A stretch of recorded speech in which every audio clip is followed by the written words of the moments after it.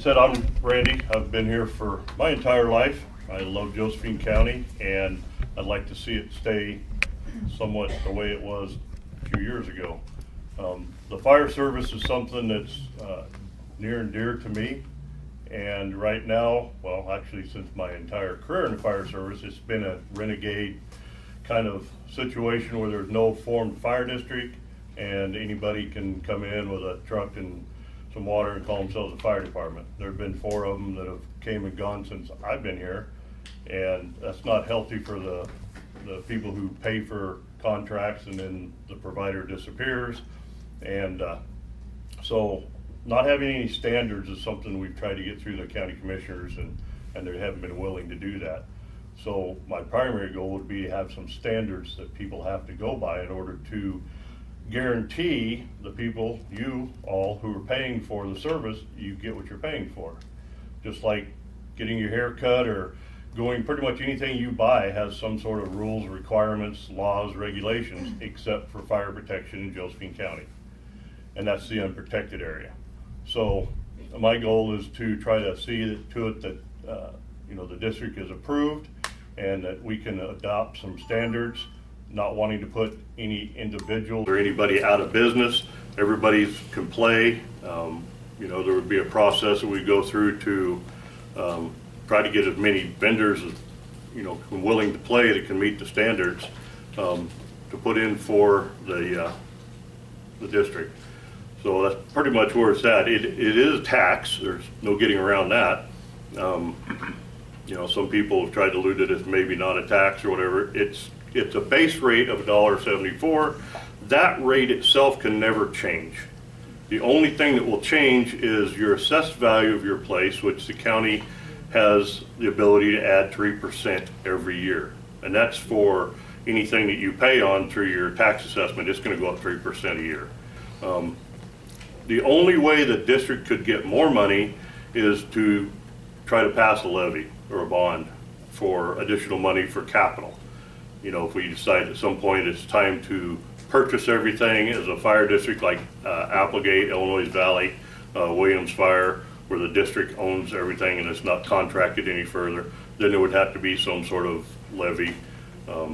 We'd have to go for the voters. The board members can't just arbitrarily decide that that's going to be a number they're going to use and go with it. It does allow us to get a lot of outside resources. Ashland just received, I believe, $4 million? 2.6 2.6, okay, 2.6 million for fuels management. Those are available for districts. They are not available for private companies. So we miss out on some opportunities like that. So I think that's, some important things we need to look at. Randy Benetti is a candidate for position 4, by the way. Thank you.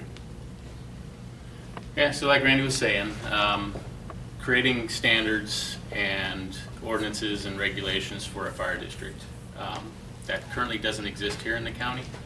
Like he was saying, anybody can go and buy a fire truck off of an auction block and buy some uniforms and go around and sell subscriptions saying that they can provide a service. There's no standards, regulations, ordinances that govern that right now. So a fire district comes in, creates standards, because day one, the fire district will be required to provide coverage for 350 square miles. We would have to come up with some sort of interim contract somehow with the current providers that are here until an RFP or RFQ can be created and then go out to bid for a provider to come in. And that provider could be anybody. It could be another private company elsewhere in the country, or I think Milton Freewater is still a private company. The only other one. Could also be another fire district locally if they decided they wanted to expand. Right. So, and like you said, we'll have the availability to apply for grants, state and federal grants that we can't get now since there is no fire district here. So those are all important things, and I don't want to repeat everything that Randy said because we're both pretty much on the same page. So I'd open it up to questions for anybody. Sure. Good. A couple questions. Yep. Where did $1.74 come from? How was that number arrived at? County. And are you saying there is not a state standard for fire departments? So Grass Pass doesn't have a standard? No, not saying that there's not a state standard. What I'm saying is there is no adopted standard in Josephine County. Most agencies go by NFPA and any ordinances that they have in their district. Right now, there isn't one for Josephine County. So rural Metro's not operating under a standard? No. Yes and no. They're not operating under a mandated standard. They're operating under a mutual standard between Josephine and Jackson County, where they have a mutual aid automatic aid agreement. And in order to be a part of that, you have to meet certain standards. So all the agencies that are participating in those standards are ones that they were adopted by what's called the Rogue Valley Fire Chiefs Association. That answer that question? So there is a standard put out by the Rogue Valley Fire Chiefs Association? Yes, Correct. yes. And what happens to rural Metro? Depends on what happens with the district. It's up to the board members to decide how they're gonna go about, you know, ultimately, as Mark said, there'll be a request for quote, RFQ. And so we'll take those quotes that people have. They'll have to meet the standard. And that's part of adopting the standard is you can't put out a request for somebody to provide a service if you don't tell them what service you want them to provide. So we would adopt the standard, which is the same thing, almost identical, I would assume, as what they're using currently with the other agencies in Jackson and Josephine County. We'd adopt the standard and then we put out the RFQ and provide those standards, say this is what you have to meet in order to be a player.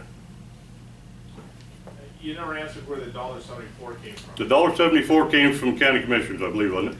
Well, Or what? kind of, in a roundabout way. So there was a private consultant group that was hired by the county that did a study, and they came up with a dollar figure of $1.94 per thousand.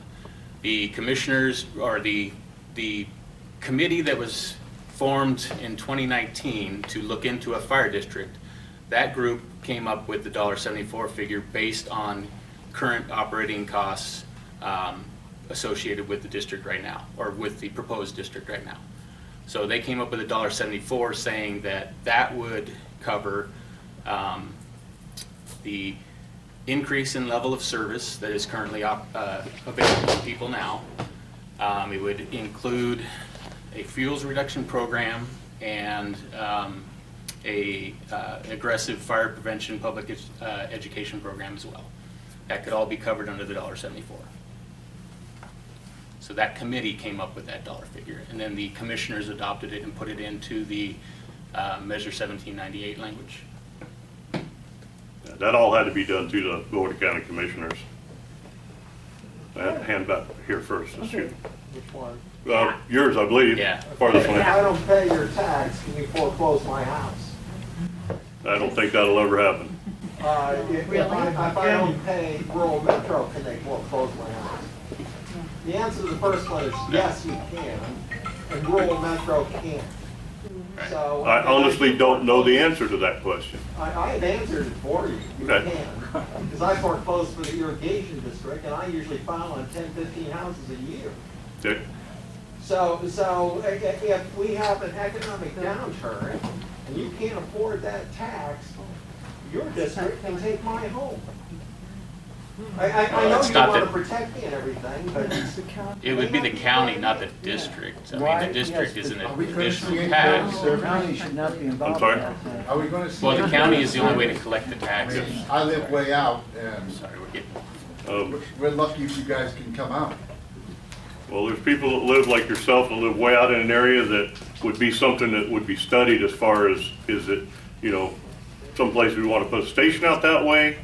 I don't know exactly where you live at, but we would be looking at increasing staffing at the current stations and making one or more stations fully staffed that aren't fully staffed now. Frank, do you still have a question back there? Yeah. Yeah, this $1.74 bit, I understand there's been a lot of people freeloading on the whole fire thing all these years. And that should increase the income to the fire departments tremendously by itself. But the $1.74 is really on par with what I'm paying right now to rural Metro. So where is the extra money gonna go to? Is it basically, you're gonna increase, have more departments, fire suppression? where's it all gonna end up going? Right now, you're probably paying $1.90 for. $9.79 I was told Some- by the Is some in it? Some, well, there's, Yeah, there's some different structures out there. Anyhow, to answer your question It's is, exactly the same. extra money would be set aside so that at some point we could use those funds to purchase equipment and stations and build the district, fire district, instead of being contracted out. and not only that, but the idea would be with that extra funding is to increase the level of staffing, create an aggressive fire prevention and public education program.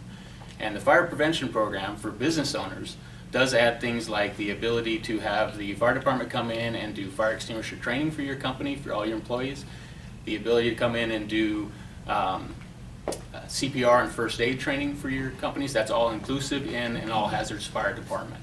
Has somebody done a cost analysis on the bureaucracy this is gonna create? Yeah. Well, the board members are volunteers, so there's no cost there. The fire board, or the fire district, what a group of, the five of us that are kind of on the same page, what we thought about is maybe just an administrative type person to run the day-to-day stuff of the district, and then everything else would be contracted out to a provider. We got one more minute. Miss Heidi, I think you were on there. Yeah, who now provides the rescue services outside of the Grants Pass Fire District? Like if there's an accident and. Rural Metro, Rural Metro does. And Okay, are they paramedics or EMTs? both, so they are, and they cover the whole county? yes. Well, Well- not the whole county, because Illinois Valley has their fire district. Okay, yeah. And Williams, Applegate has a little bit, so does Wolf Creek, but all the other areas that's not covered, then Rural Metro does, yes. Okay. Excuse me, you mentioned fuel reduction, Mark? Yes, And is that gonna include BLM? Because No. we, that would be, so that's just still the fire service, the state service? no, so the idea behind the fuel reduction program would be to create defensible space around homeowners' homes that either can't afford to do it themselves or are unable to physically do it themselves. It would be a program that people could apply for, and then that funding and service would be there to do the defensible space around the homes, so that wildfire does come through off of BLM or Forest Service land or whatever, at least their home is protected. So technically, BLM will still be the same issues that it's been for, I don't know how many years now. And unfortunately, that's a BLM issue that even the fire district If a fire would. started before 10 a.m. or something, it was out that day, but they just keep lighting them and spreading them.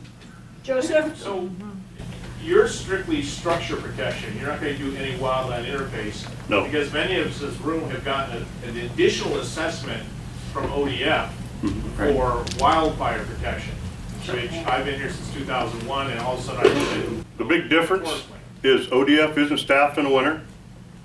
They're only staffed during fire season. They do not go to structure fires. They do not go to motor vehicle accidents. They do not go to medical aids. They are strictly wildland. So there's a kind of a misnomer where people are paying for ODF. They're paying for something totally different. That covers for all like the air tankers and the CATs and all the big equipment.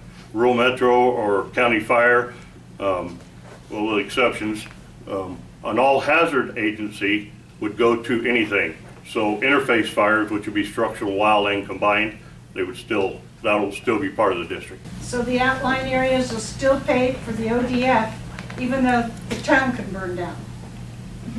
So the big, I mean, essentially, I guess you could look at it that way. Suppose if we needed, we could have air tanker drops on the city, but I don't know that would be really healthy for people, so. What other questions? Reduction, and ODF and BLM already have those programs in place. How would this be different? Because they're not gonna come and clean out around your house like a real fuel reduction program would. They actually do. Their money That's runs out Yeah. really quick. They're limited. Over the last 2 years, they ran out of money really fast and were not able to get to a lot of the people that applied for it. So are you guys gonna contract the fuel reduction to like Grayback, outfit like that? Could be. Yeah, it's It really it's is. to be determined. Keep in mind, I don't know. we're only 2 of the 5 board members, but I would be looking to employ, local people, local agencies for stuff like that. Right, because the city, Grants Pass has them under contract. Mhm. doing that. They They do a great Dollar job. Mountain. Yes, they do, yeah. Okay, one question here on the right. I live in one of those little, super little, fire-wise little districts, and I get something every year from ODF. I believe somebody's paying me to do some clearing on my property. So why do I need you guys to come out and do it? Firewise areas actually have their own funding for that. If you become a Firewise community, they have the ability, because they're a state or federally organized group, that can receive those grants, because Firewise gets those grants and helps people if you're a Firewise So community. then we could become a Firewise. If we could get community, everybody to become and a, we don't right. need you guys, right? Yeah, but there's a lot of areas out there that are not Firewise communities. That's Miss the, Vivian. that's the thing.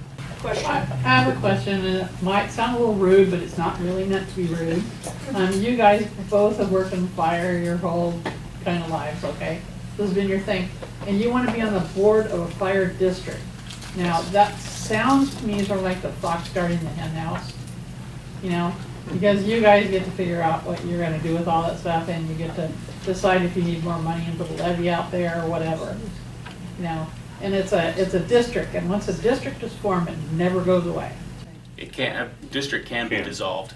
Yeah. How? Well, according to special districts, there's a process that can actually be done by the voters, and then it can be dissolved. So like if, let's say, if Wolf Creek Fire wanted to dissolve their fire district, they could do that as well. Never has happened. No, well, SDAO.org, Yeah, and you'll it's- get a lot of information yeah. as far as the laws and regulations on that. Is there any way that you can eliminate the foreclosure aspect of your, in this district? Not to my knowledge, but I'm not an attorney, so I couldn't tell you yes or no. the state does have a program, I believe, that allows you to defer your taxes till the sale of your property.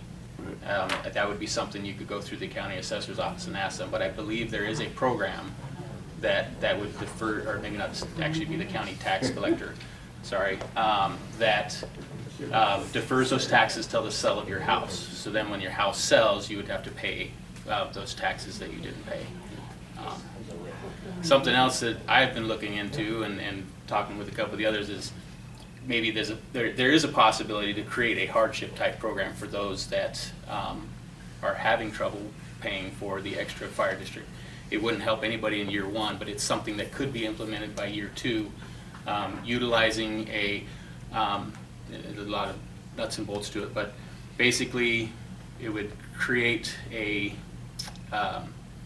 nonprofit organization, like say we call it Friends of the Firefighters, whatever. That nonprofit organization could pay the line item or a portion of the line item for the fire district for those people who qualify for the hardship program. So Okay, it is a possibility. Randy, thank you very Sorry. much. And Mark Jones, we appreciate Yes, so thank much you. you guys Very coming welcome. in. Thank you very much. And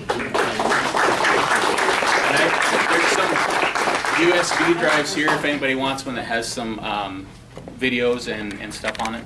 I'm a retired Torrance police officer, 32 years in California, and I dealt with a lot of firemen down there, so there's a lot of conflict sometimes. A lot of refineries down there. So, anyway, I'm also running for the board. Randy's my competition, if you want, but, where do we want to begin? Well, I'm going to approach this completely different. I'm not going to talk about fire. Okay, all I'm right, going to talk let me, about taxes. well, let me, I'm going to approach this from a different angle. I'm not going to talk about fire. I'm not a fireman. But I want to talk about the taxing district.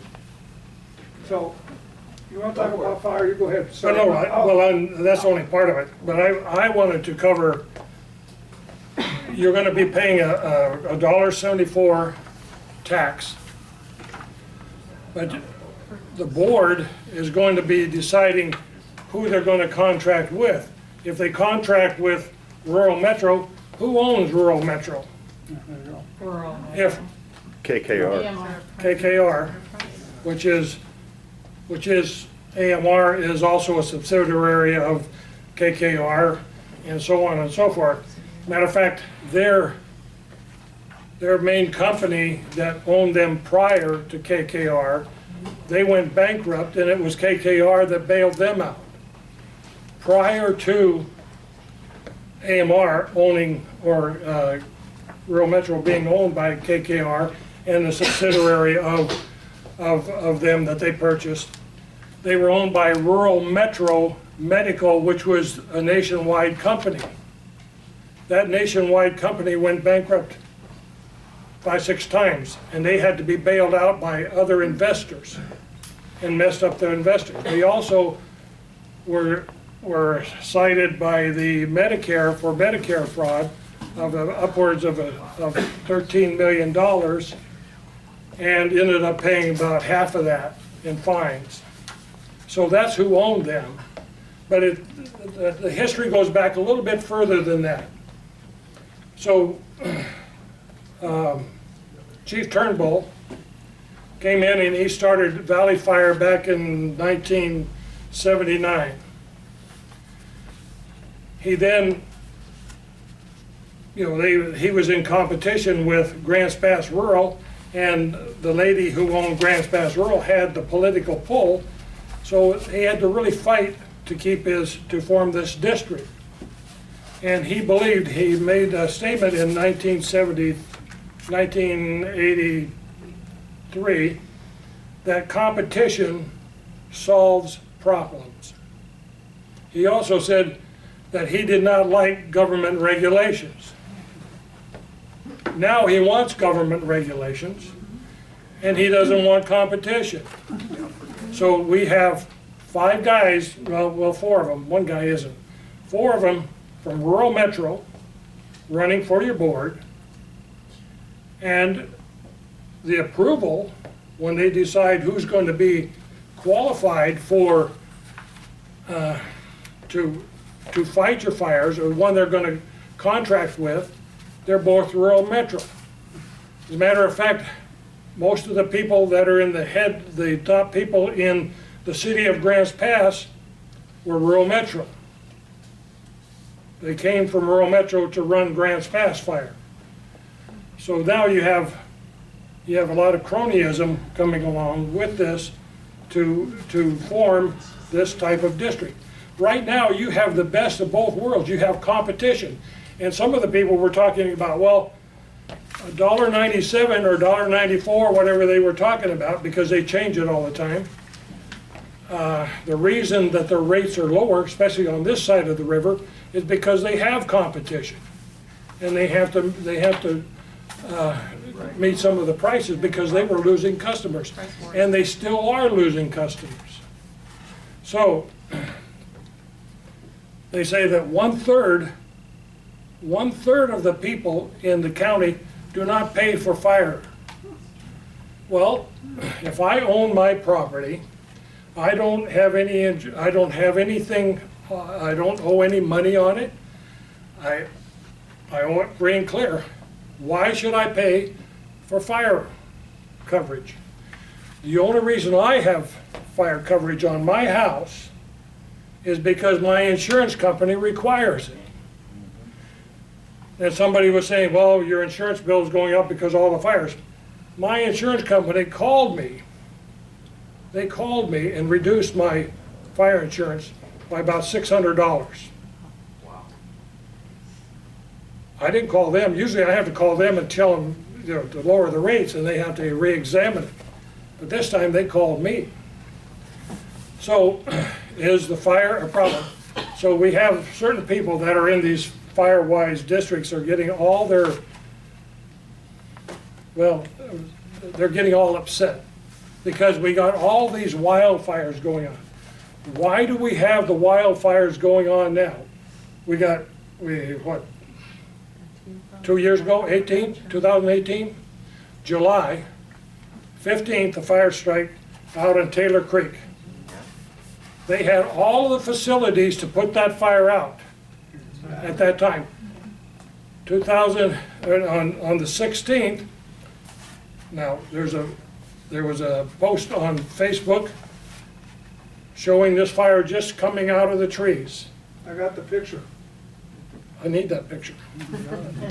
Because that, matter of fact, the guy who interviewed me for the Courier wanted, he didn't, well, that was a fake, but anyway. So they had 3 Caterpillars and then 3,500 gallons of water to go put that fire out. They were loggers. They know how to fight fires. Loggers know how to do it. Right there. And they were denied that opportunity because it was on forest property and they can't go on there without their permission.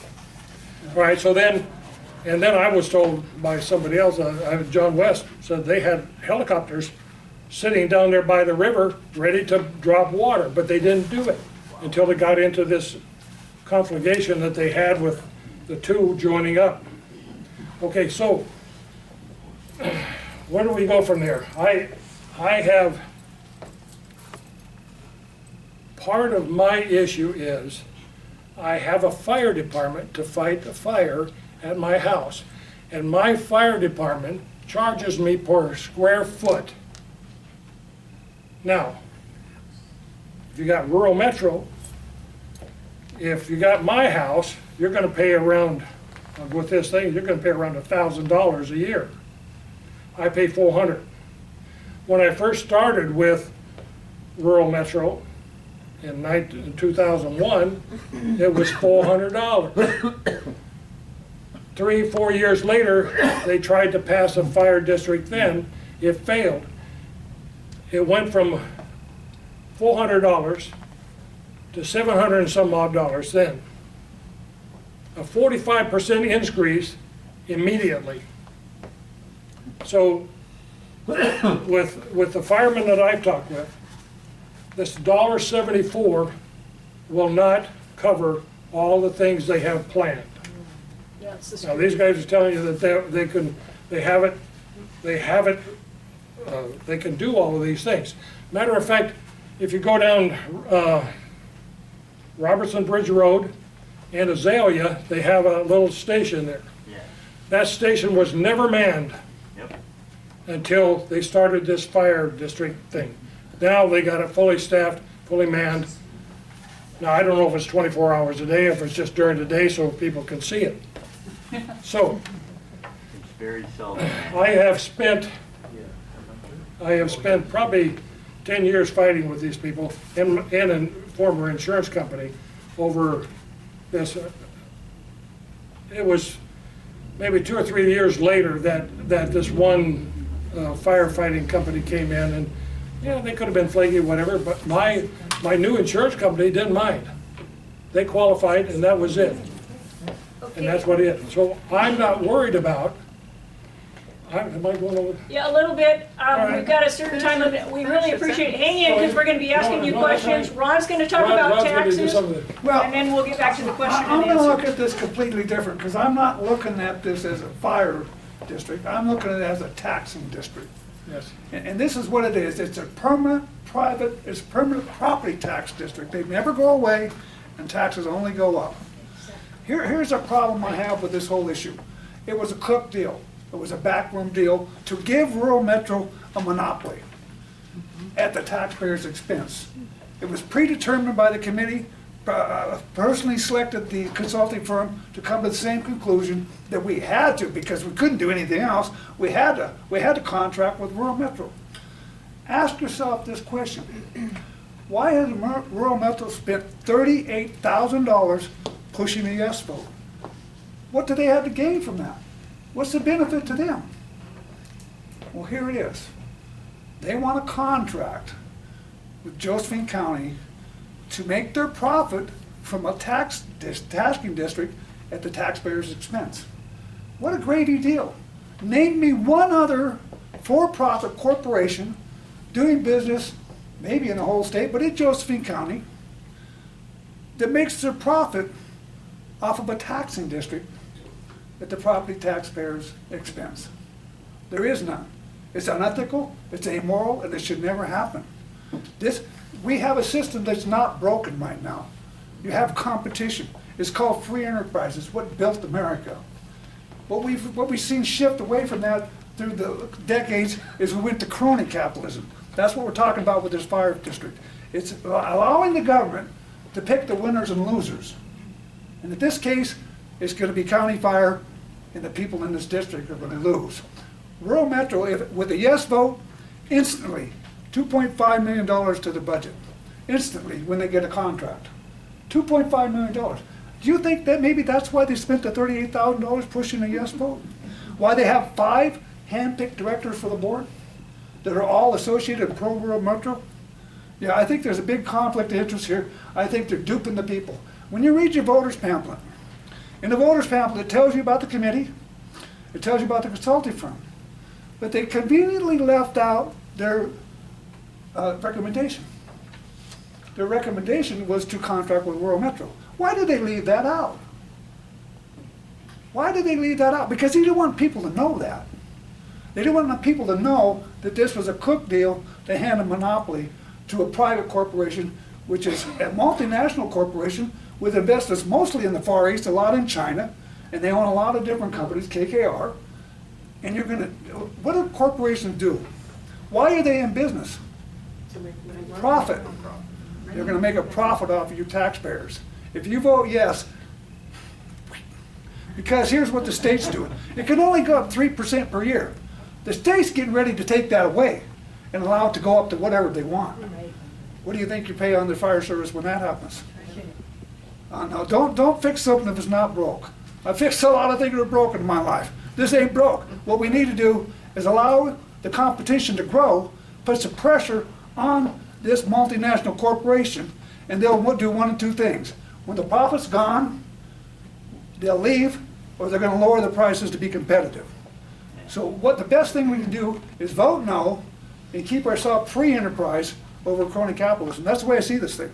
Name me one other corporation that has a sweetheart deal like that. There is none, because it's unethical.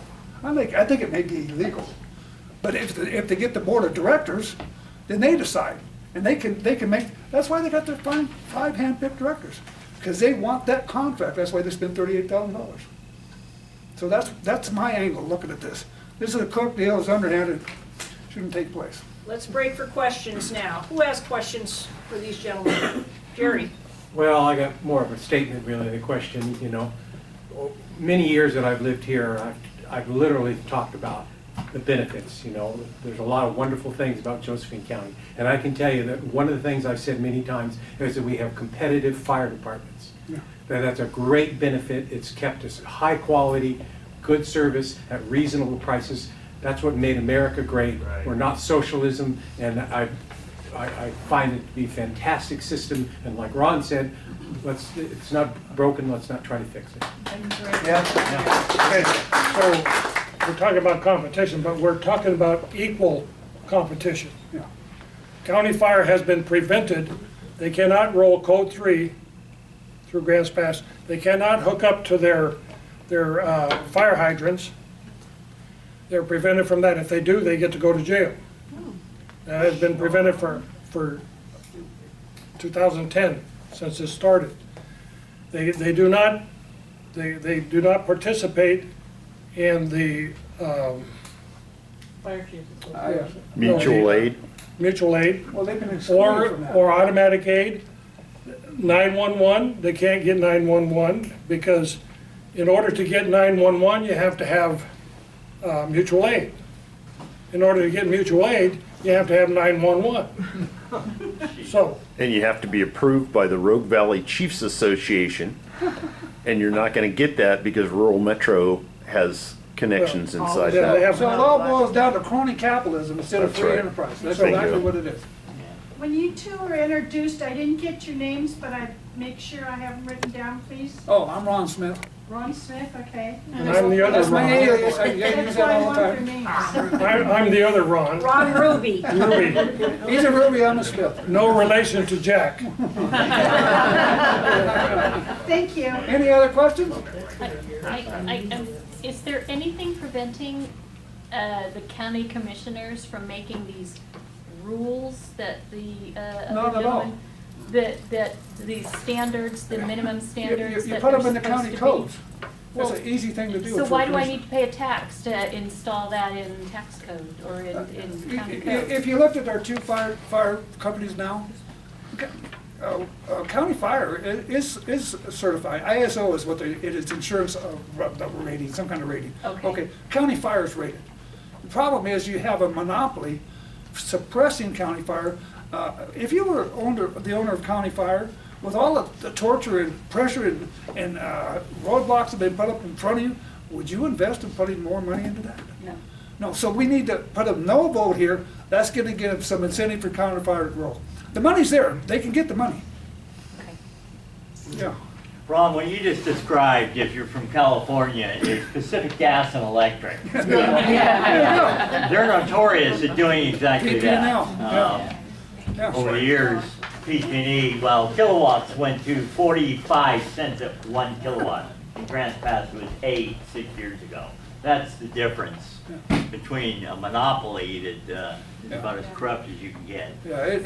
Rural Metro did a very good job for me. We had some idiots that grow weed, and yes, they light fires. And my house would have burnt down, my barn would have burnt down, and all my livestock would have died if it wasn't for Rural Metro. I'm not showing up. berating Rural Metro on their service. I'm berating them for their underhand and backroom deal to try to get a monopoly over this. Yeah. Well, I can relate, let me relate one story, is that, and I'm not sure if it was our one-time senator's building that was burning off of Monument Drive, and Rural Metro calls for, the fire hydrant wasn't working, so they called for, they needed some water, and they needed a water tanker. 3 miles away is a water tanker. Who did they call? Illinois Valley. Oh. They didn't get their water, and the building burned down. They could have So called it does, they do fight fire, they do a good job. They help people on the street, they help, accidents, but they also bill the insurance companies for them responding to those accidents. One thing is, if this passes, you won't have the ability to negotiate, you won't have an ability to pick the one that you want. If this doesn't pass, and you think Rural Metro is still the superior company, you have a choice, you can go with them. Right. Not only that, you can walk into their office and negotiate a lower rate than what they're publicly asking, and you'll get it. This is all because county fire had become too competitive for them, they're losing subscribers. So, vote no on 1798. How did you get a $600 reduction with Rural Metro? Well, no, it wasn't, I don't know if it was out Rural Metro or not, they just, Insurance company. they just liked me. Matter of fact, they reduced my auto Take one more insurance too. question, and then we gotta move on to the rest of our. I forgot my question, and Ron made me laugh. Thank you, Ron and Ron, we appreciate it.